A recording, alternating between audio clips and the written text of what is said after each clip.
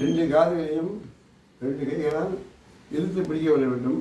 அப்போ இழுத்து பிடிக்கும்போது நரம்பு தூண்டப்பெற்று அது மூளை நரம்பு ஆக்டிவாக வேலை செய்யும். அப்போ ஞாபக சக்தி கூடும், கண் பார்வை கூடும், காது அந்த ஐம்புலங்களும் நல்லா வேலை செய்யும். இது முதல் ஒரு பலன். ரெண்டாவது, உட்காரும்போது கீழே உட்காரும்போது மூச்சை வெளியே விட வேண்டும். எழும்போது மூச்சையை உள்ளே இழுக்க வேண்டும். நமது இந்த தொடையும் அந்த காலோட இந்த பின்னங்கால் பின் பகுதி ரெண்டும் இப்படி ஒட்டணும். இது வாங்க.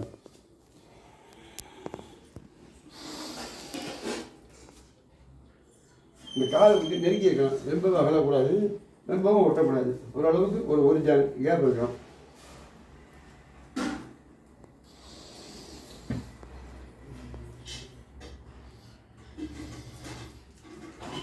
ரெண்டு காலில் பதிஞ்சு உட்காரணும், அதை ஒட்டணும்.